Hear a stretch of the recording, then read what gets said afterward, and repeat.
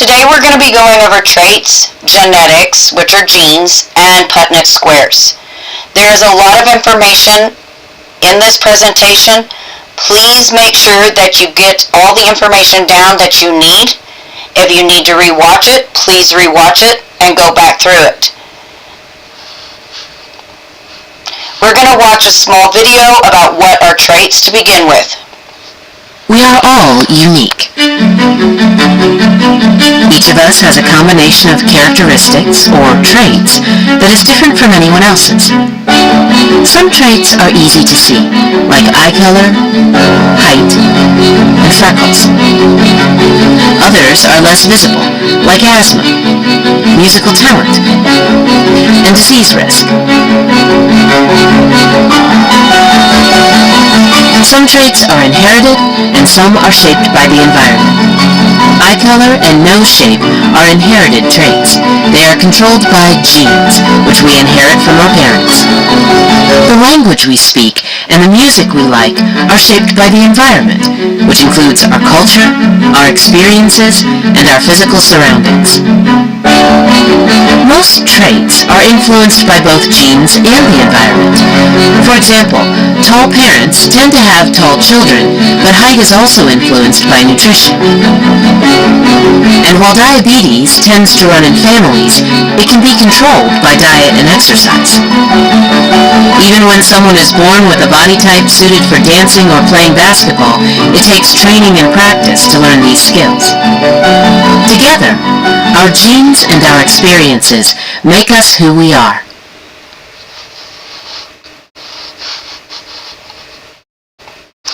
Okay. Has anyone ever told you that you have your mother's dimples or your father's nose? Have you ever wondered why you are a particular height? Have you curly hair or maybe green eyes? All of these questions can be answered by understanding heredity, the passing of traits from one generation to the next.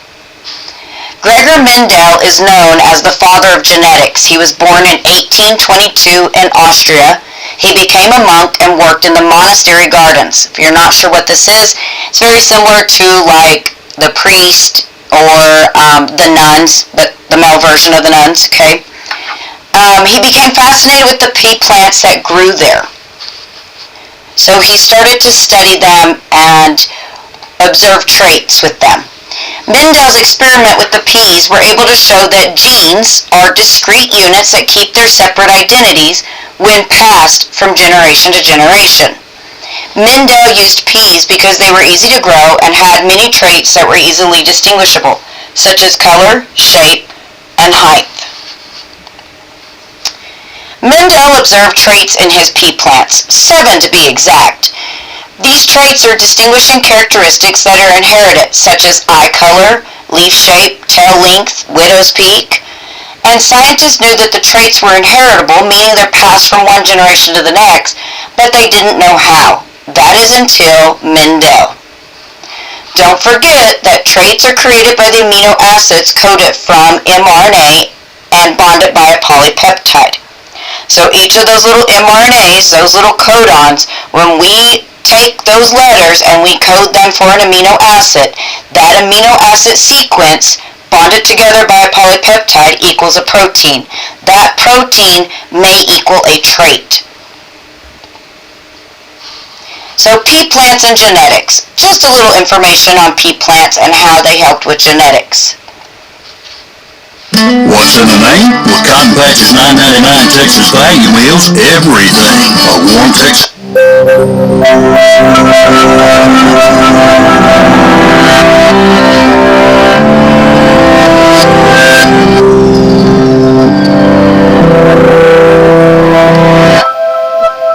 These days, scientists know how you inherit characteristics from your parents. They're able to calculate probabilities of having a specific trait or getting a genetic disease according to the information they have from the parents and the family history. But how is this possible? To understand how traits pass from one living being to its descendants, we need to go back in time to the 19th century and a man named Gregor Mendel. Mendel was an Austrian monk and biologist who loved to work with plants. By breeding the pea plants he was growing in the monastery's garden, he discovered the principles that rule heredity. In one of the most classic examples, Mendel combined a purebred yellow-seeded plant with a purebred green-seeded plant, and he got only yellow seeds. He called the yellow color trait the dominant one, because it was expressed in all the new seeds. Then he let the new yellow-seeded hybrid plants self-fertilize, and in this second generation he got both yellow and green seeds, which meant that the green trait had been hidden by the dominant yellow. He called this hidden trait the recessive trait. From those results, Mendel inferred that each trait depends on a pair of factors, one of them coming from the mother and the other from the father. Now we know that these factors are called alleles and represent the different variations of a gene. Depending on which type of allele Mendel found in each seed, we can have what we call a homozygous P, where both alleles are identical, and what we call a heterozygous P, when the two alleles are different. This combination of alleles is known as genotype, and its result, being yellow or green, is called phenotype. To clearly visualize how alleles are distributed amongst descendants, we can use a diagram called the Punnett square.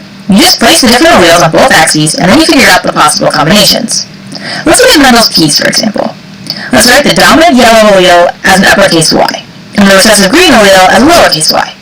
The uppercase y always overpowers its lowercase friend, so the only time you get green babies is if you have two lowercase y's. In Mendel's first generation, the yellow homozygous P mom will give each P kid a yellow dominant allele, and the green homozygous P dad will give a green recessive allele, so all the P kids will be yellow heterozygous. Then, in the second generation, where the two heterozygous kids marry, their babies could have any of the three possible genotypes, showing the two possible phenotypes in a 3-to-1 proportion. But even peas have a lot of characteristics. For example, besides being yellow or green, peas may be round or wrinkled. So we could have all these possible combinations: round yellow peas, round green peas, wrinkled yellow peas, and wrinkled green peas. To calculate the proportions for each genotype and phenotype, we can use a Punnett square too. Of course, this will make it a little more complex. And lots of things are more complicated than peas, like, say, people. These days, scientists know a lot more about genetics and heredity, and there are many other ways in which some characteristics are inherited, but it all started with Mendel and his peas.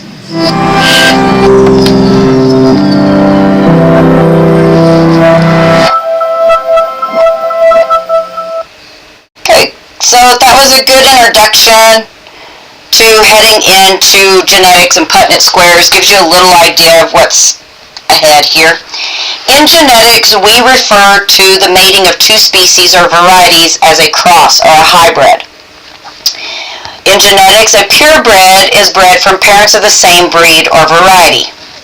Organisms inherit two copies of each gene, one from each parent. Genes are pieces of DNA that provide instructions to make a certain protein. Genes determine your traits. Remember, traits are features or characteristics that are passed on to you or inherited from your parents. There can be different versions of genes. These are called alleles, and you receive one from each parent. These alleles are represented by letters. For example, Y, a capital Y for the yellow color, or a lowercase y for the green color in peas. Organism may have a capital A and a lowercase a. The alleles that an organism receives from its parents can be the same, homozygous. Remember, homo means the same. Or the two alleles might be different, heterozygous. Remember, hetero means different. Here you can see homozygous alleles are the same. They are both capital A's. Here you see heterozygous. Alleles are different. One is a capital, one is a lowercase. A genotype refers to an organism's combination of alleles. Big B, little b, or little b, little b. The physical characteristics or traits of an individual organism make up its phenotype. Good way to remember this is pH. Physical characteristics, phenotype. You can see phenotypes. You can see them. Blue eyes, smooth peas, tall plants, brown fur. Mendel learned one allele might be dominant over the other. A dominant allele is the allele that is expressed when two different alleles or two dominant alleles are present. Dominant alleles are always represented with an uppercase letter, such as large A or large A little a. This large A is always a dominant allele, and a dominant allele will always repress or keep down the recessive unless there is two recessive genes. A recessive allele is the allele that is only expressed, as I just said, when two copies are present. Okay? So if you had a recessive alleles are represented with lowercase letters, big A, little a, little a, little a. And yes, you may be going, well, there's a big A there. You'll understand when we get to Punnett squares here in a minute what it means that recessive alleles are only expressed when the two copies are present. If there is just a large copy, if this one is there, that dominant is going to be expressed. But when you put the Punnett square together, you'll understand. An organism's genotype might be homozygous dominant, meaning capital T, or two capital letters. They're not always T's. They can be X's, Y's, Z's, okay? But it's two capital letters. Heterozygous means that it is one large, one small. One capital letter, one lowercase letter.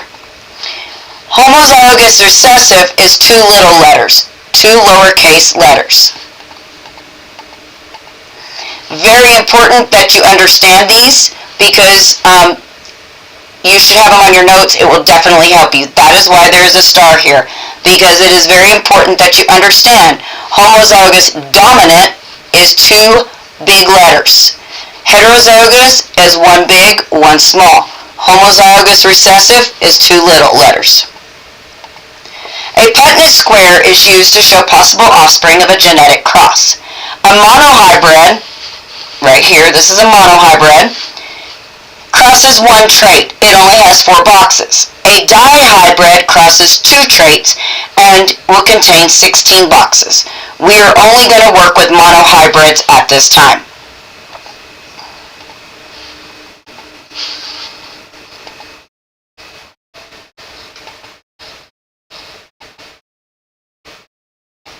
Okay, so here we have a Punnett square, and I'm going to explain what a Punnett square does. Okay, on a Punnett square, you're going to have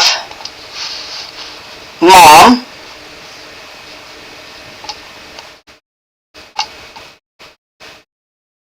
up here, you're going to have dad,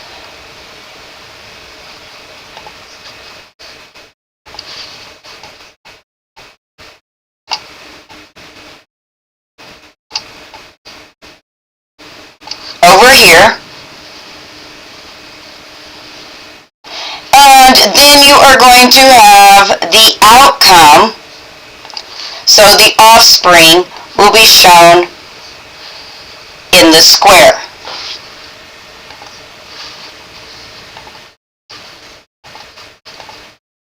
So for example, if we have dad, and dad is a heterozygous, meaning that he has a capital T and a lowercase t, okay, they're different, hetero means different, and you have mom, who is a homozygous, and she has 2 little t's, okay, you are going to take, and you are going to move the big T here, and you are going to move the little t down where they meet in this square. Okay, and you will do that with each remaining factor.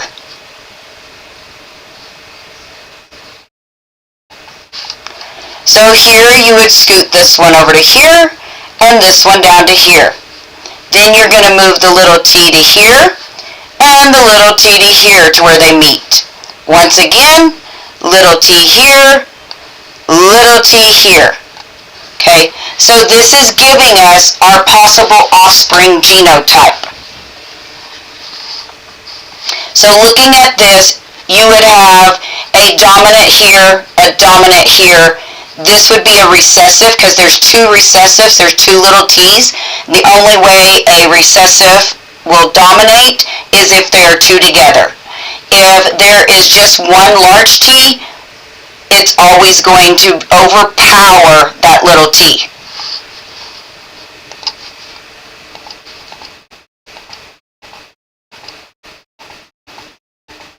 Okay, so suppose you cross a pea plant that is homozygous dominant for purple flowers. Okay, so the one thing you want to do when you work on Punnett squares is make sure that you understand that this is homozygous dominant, as I said back on that last slide or 2 slides ago, where I said homozygous is dominant.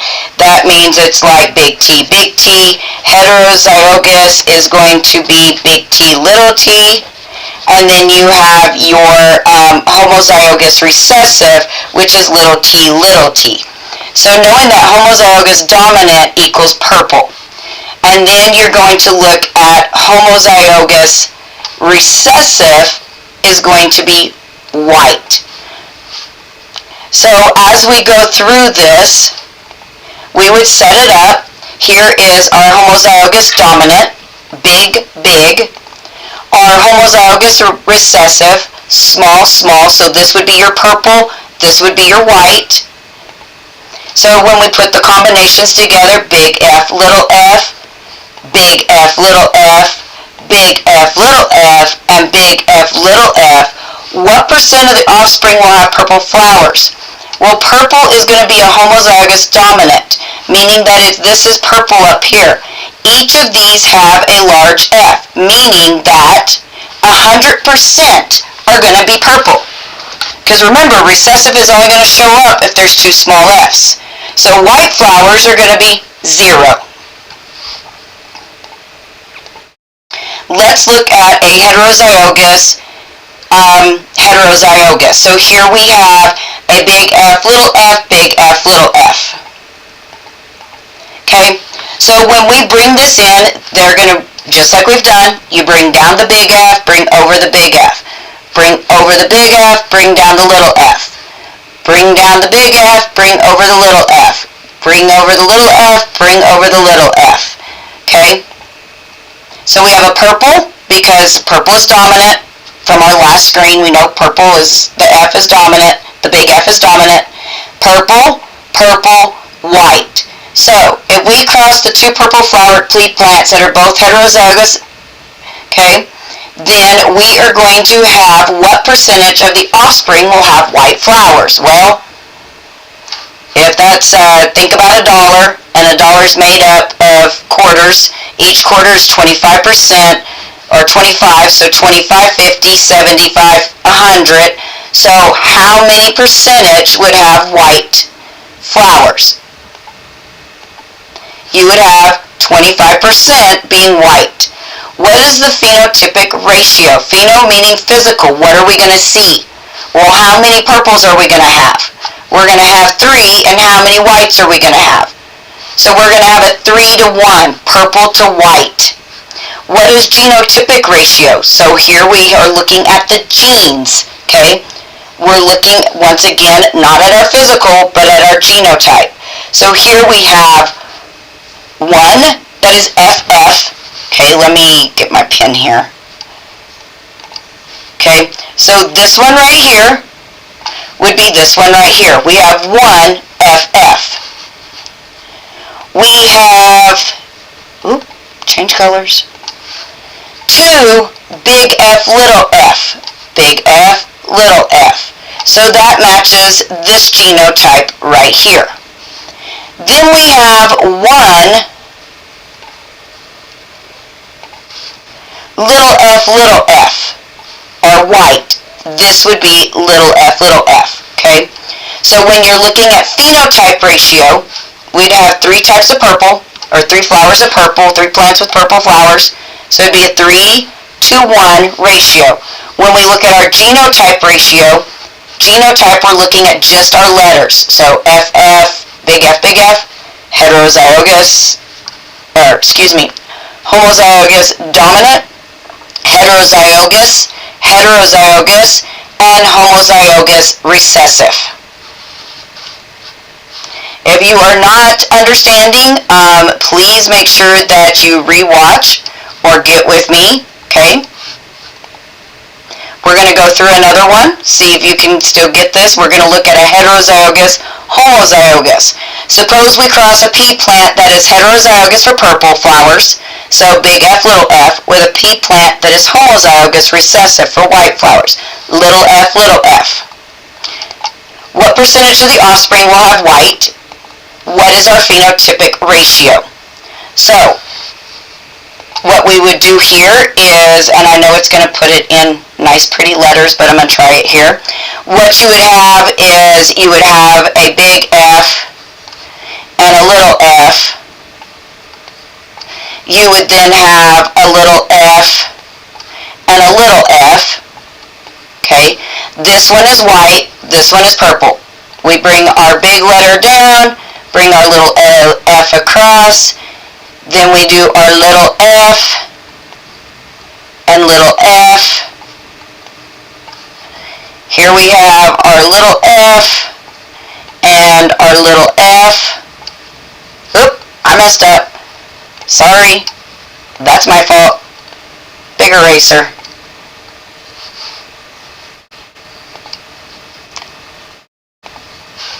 Big F, little f, there we go. See, we all make mistakes. And then we have little f, okay? So looking at this, what percentage of the offspring will have white flowers? Well, remember, white has to have two small f's together. So how many of those do we have? Two small f's, two small f's. So we're going to have 25, 50. This should be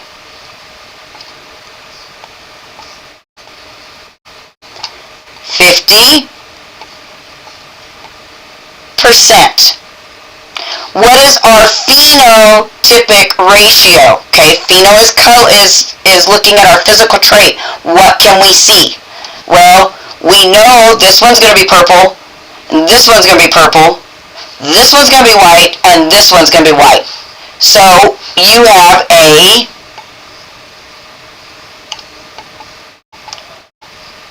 2-to-2 ratio. Now let's see if Miss Clemmer's right. Big F, little f, little f, little f, big F, little f, little f, little f, big F, little f, little f, little f, purple, white, 50%. Oop, 1-to-1. See, Miss Clemmer still made a mistake. That is because they're considering this 1-to-1. There's only one type. Okay, this is one type. And if you broke down 2-to-2, if you made it as a fraction, it would break down to 1-1.